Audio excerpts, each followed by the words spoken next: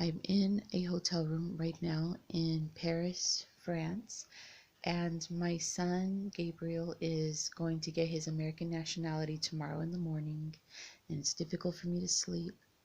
And I decided to do this vlog mostly for myself because, in the dark, because I was meditating a lot while I was in the train, and when I do my meditations, I'm able to tap into my intuition more and discover answers to questions that I have.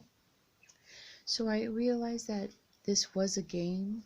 My ex was a athlete, mostly in basketball, I guess also in rugby, and he trains people too.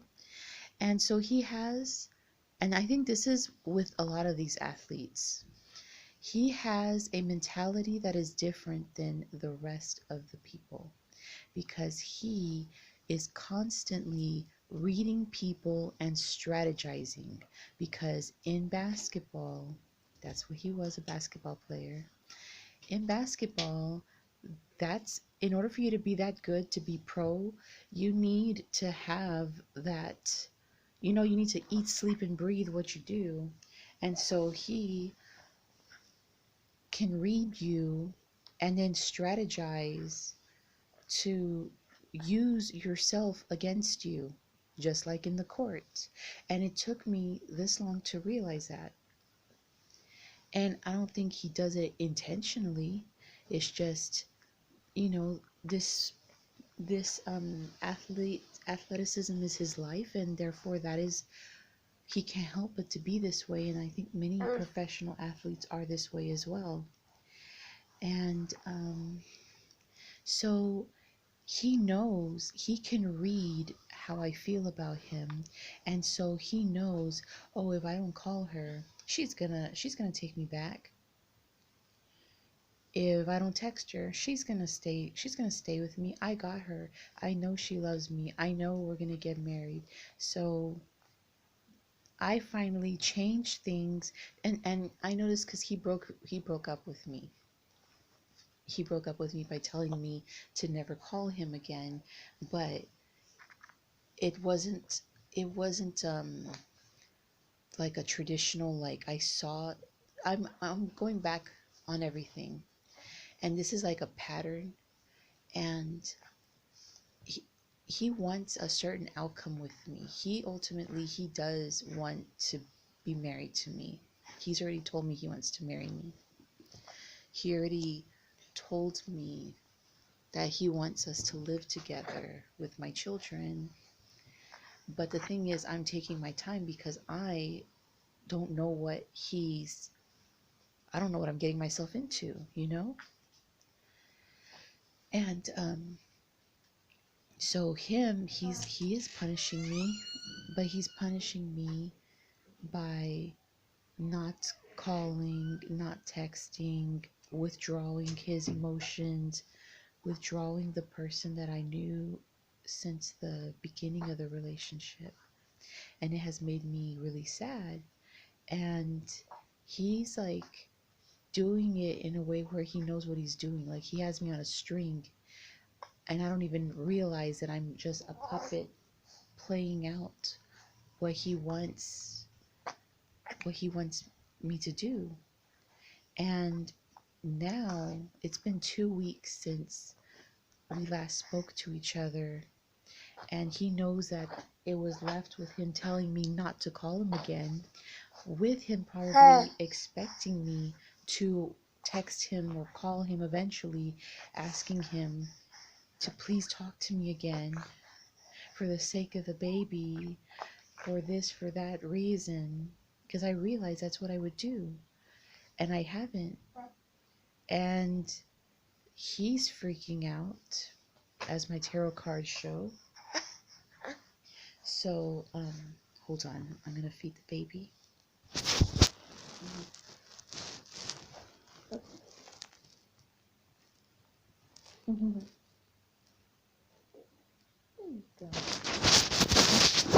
Okay, yeah, so he's freaking out, and I think he's gonna, when like the kids go back to school, he's gonna probably try to run into me out in the street and try to like make amends with me again. Cause the way how we left each other just made no sense, you know? It doesn't make sense because when we saw each other, when we ran into each other, he was standoffish because he was, I guess, trying to feel me out. But then when he realized that I was like more concerned with him holding Gabriel and then he realized I wasn't a threat, then he was like making plans to see us again, and it called me the next night, but then he went cold on me. And when he gave his reason of why, I realized it's a pattern.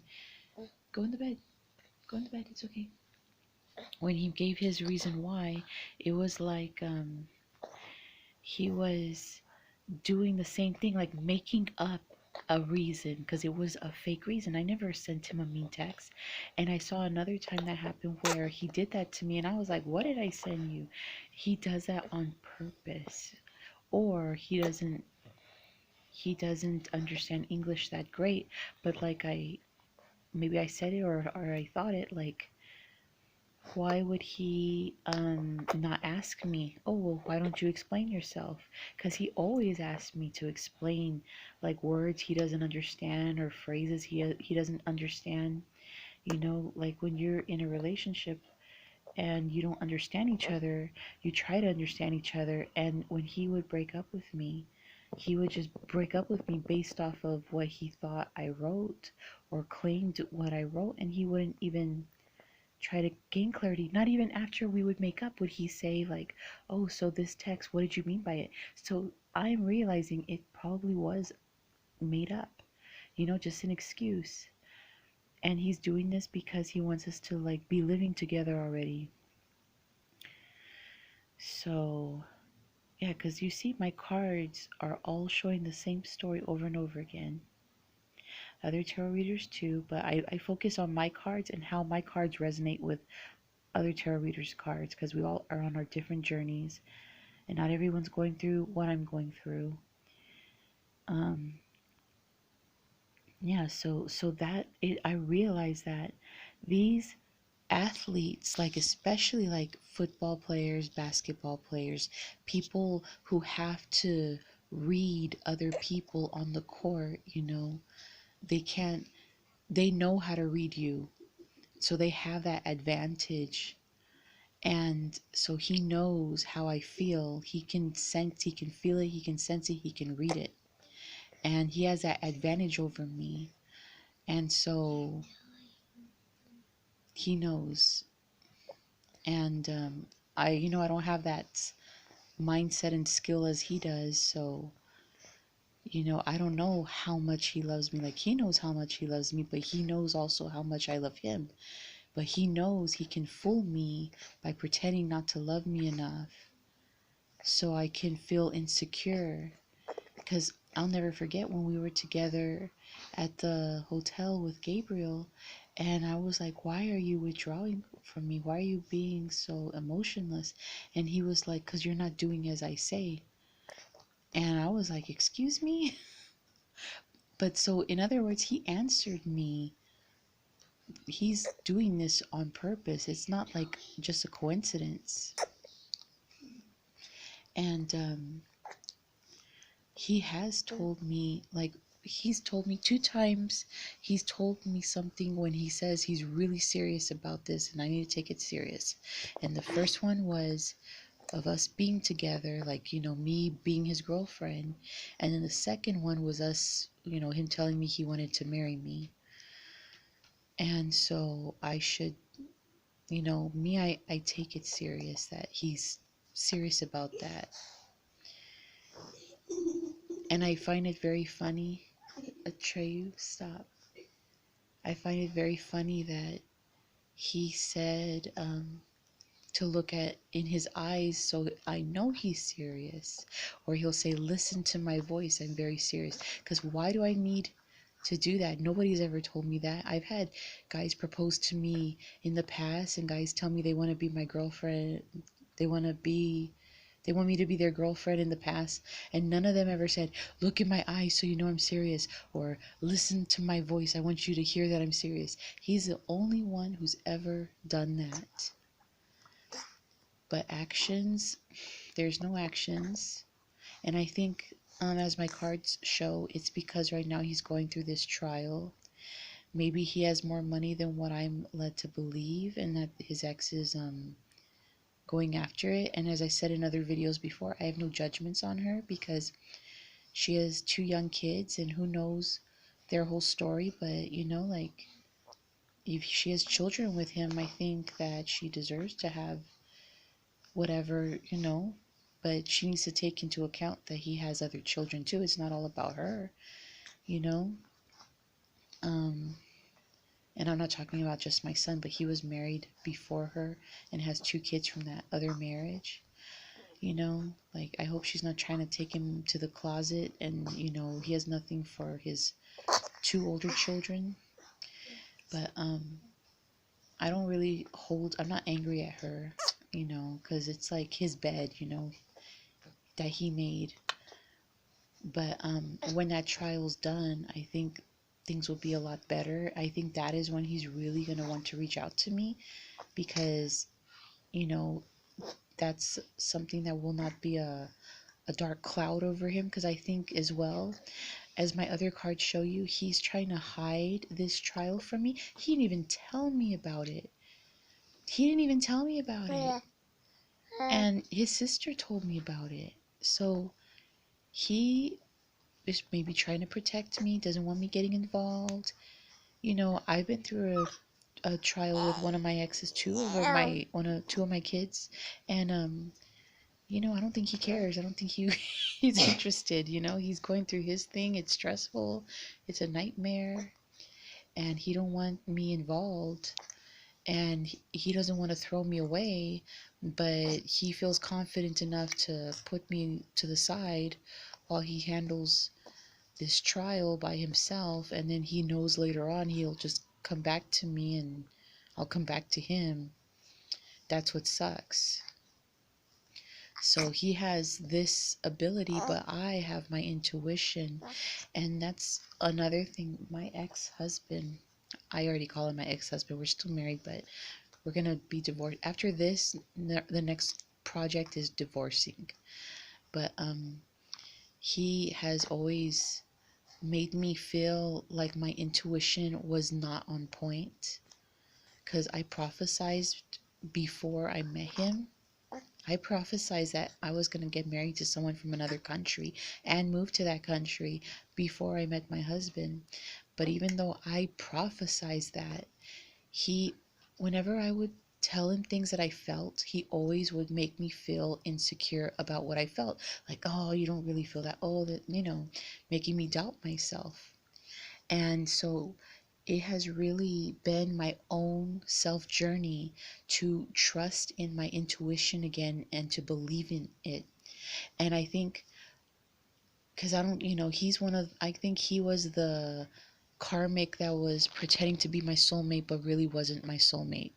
Because now, like, I wanted to move back to Texas for so long, and I would not, because my ex was always like, okay, yeah, if you're not happy here, you can always go back home. We'll move back. And then, like, every year for 9 years, I've been here for 10 years, close to 10 years. But for 9 years, I would always tell him, I want to go back. I miss my family. I want to go back. And he would be like, okay, yeah, sure, we'll go back. And then he'll say something like, oh, but there goes my 8 weeks vacation. Oh, but then I'm going to have to be working more than 40 hours a week. Oh, there goes my health care. And, I'm married to him. I'm devoted to him. So it's like, if he's saying something like that, then I'm willing to give up my happiness, my dream for him. Then I begin to feel selfish, and I would give up my dream for him. What ended up happening was both of my beloved grandmas died while I've been here, and I missed out on that. I missed out on seeing them and spending my last years with them. And I think one of my grandmas put that courage back in me when she died. I think she put that courage back into me to like stand on my 2 feet and stick up for myself. And after I fell out of love with my husband, my ex-husband, and began to take my power back, nothing he says affects me. You know, all the deceits, all the not lies. He's not like a big liar, but he's very deceitful. I call him a used car salesman because he loves to sell you crap lies like they're the truth, but you can see right through it. And you know, like when he says, like, when I finally made the decision to move to Texas, I'm like, we're moving to Texas. I don't care what you say now. And we're gonna move, you know. Now we're gonna move. And it took me falling out of love with him and going through a divorce in order to finally gain back my power and my happiness. And yeah, I don't know where that was going to, that led to my current boyfriend. Hmm. But yeah, this has also been, as one of my tarot readings has shown, this has been a journey of self-love. This was a journey on balance. Balance comes from self-love because your relationship needs to be an equal give and take relationship. And my current boyfriend was taking advantage of me with his special ability to read me very well. And so he was, you know, taking advantage of how far he can take without giving back. And he would do a lot for me while I was pregnant. Oh my gosh.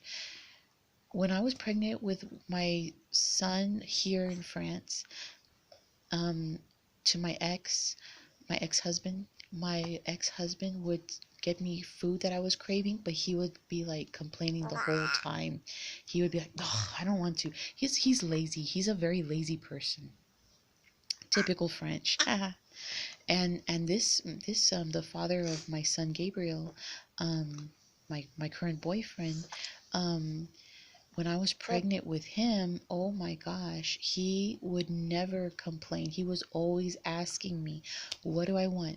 What do I want? And he would always get it for me. He would get me like fast food, soda, McDonald's, anything I wanted. He was like, tell me anything you want and I'll get it for you. And even if he had to, like, it was crazy. One time he was like, he said he was out of town, and he went from out of town into my city, bought me McDonald's, dropped it off, and then went back out of town. I was like, oh my gosh, that's crazy. But he was really willing to do that. And my ex was, go ahead. My ex was always, you know, like when I crave, you know, when you're pregnant, you crave the bad foods. Or at least for me, that happens. And my ex would be like, ah, you're not supposed to be drinking soda. You're not supposed to be eating chips. You're going to get fat. All this stuff, like making me feel real bad. And my current, the father of my current son, he didn't care, and he's an athlete, and he's in really good shape, and he did not care about me gaining weight. He would buy me, if I was craving Doritos, he would buy me all the Dorito bags in the store of all the different flavors, and a big old freaking like 2-3 liter of Coca-Cola. And you know, I was like worried. I was like, I think I'm gonna gain weight. But he wanted, you know, he was just trying to make me happy at the time when he was trying to make me happy. Because then he stopped once the baby was born. But even when the baby was born in the hospital, he kept buying me food all the time. And then when he had to leave out of town, he left me a lot of money to get stuff, even though I couldn't leave the hospital. But you know, just that, like how um he was very considerate and not lazy. Yeah, so I'm realizing all that. Um, but at the same time, I'm just letting life be life. I'm not waiting for him, but I'm learning how to love myself. And I had a really good talk with my mom about her life. And us women, we've been conditioned, and especially in my culture, we've been conditioned to stay with our husbands through thick and thin, no matter what. And it seems like both my grandpas were good men, but I've been in really bad relationships, and I have because my mom was treated. Don't be laughing. My mom was treated really bad by my dad, and so it's like that was my normal. And as now I'm approaching my 40s, I'm not 40 yet. I'm not close to it yet, but I'm approaching it. I'm realizing that my dad did, in fact, love my mom a lot. When they divorced, my dad snuck, my dad left my mom for another woman. And even though he married that other woman, she was the side chick, my dad still snuck pictures of him and my mom when they were first dating. So she was, beautiful and skinny, and he kept them for a few years and then slowly started to distribute them to me and my sisters as he was, I guess, finally releasing my mom. So see, he wasn't even over my mom. Even when they were signing their divorce papers, I remember right in front of me, he told my mom, like, are you sure you want to do this? But he was living a double life. The wife he has is for convenience, and he's not happy, but he's devoted to her because he's old, and she knows that. Like he's too old to try all over again because he's old now. But yeah, it's kind of like the last chair standing. But he treated my mom like crap. Like there were things like my mom wanted to be a stay-at-home mom, and he made her work, and he would treat her really mean. And see, that's the life lesson, I think, like the generational curse, as they call it, that I'm gonna break, is this, where us women are so devoted to our husbands and they can be so mean to us, and we just put up with it, because that's what happened with my mom. She just put up with it. And me, I'm learning to put my foot down, to like become the Queen of Swords, not the Queen of Hearts. Like, because these men, even though they treat you bad, like my dad treated my mom bad, who would have thought that my dad really did love my mom a lot, but he just had no respect for her because my mom had no respect for herself. Had my mom done, like, because she said she would argue with my dad. I think anyone can argue. It's not going to change nothing, but maybe leaving, being like, oh, okay, you're going to be this way to me. I'm gone. I'm taking my daughter and we're leaving. That, something like that, where you show your man you're not going to put up with his crap. He changes. He respects you. That's the thing. Us women need to learn to get the respect of our husbands. You know, we need to learn to, instead of being like the meek Trey, instead of learning to be like the meek, gentle, obedient, submissive woman, it's like our man has to prove to us that we can be submissive to him.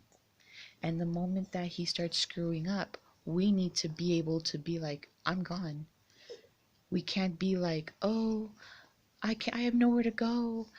You're my income, you know, things like that. Like, cause that was what prevented my mom from leaving, like fear, and I made vows, and maybe he was my first time, like things like that. And no, you need to love yourself first. Like, and if you can't comprehend with loving yourself first, there's even those couples that say put God first. So if you can't love yourself first, put God first, and don't use the Bible God as the excuse, because then the man can say, oh well, the woman has to be submissive to her man. No, you need to love something first more than you love your husband. It needs to be first. If it's you, if it's God, you need to love that more than your husband. So when your husband gets out of line, you have that power to walk away. They see it, they respect you, because they can love you so much but treat you so bad because they know they can. And that, I think, is the generational curse, the life lesson that my tarot cards have been showing me. The balance, the equal give and take. And so it's a constant battle of showing your independence, and showing that I'm my own person. I'm with you because I love you, but if you disrespect me, I'm gone. And from there, they will respect you, and they will become that, that husband that you want, that, because they respect you. And I realized I was just being repetitive, doing the same cycle as my mom with my dad, because I love the men that I'm with and I want it to work out. But no, you need to love yourself first. Love yourself first. Put yourself first. Even if it hurts you to leave the one you love, leave them, because they will know that they cannot mess with you. They cannot make broken promises. They cannot talk down on you. They cannot cheat on you, because you will leave.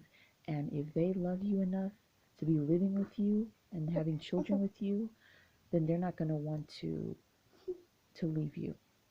And they're going to want to make it work, and they're going to want to change, and they're going to respect you. But like, oh, this girl's different. This girl's not going to put up with my shit. Like that kind of a respect. Like, this girl's not going to put up with my shit. So I need to be different. And that's, I think, the life lesson for me. So when he comes back, that's who I need to be. So I'm going to bed. I gotta wake up early, but thanks for hearing my rant and hearing my son in the background. Bye.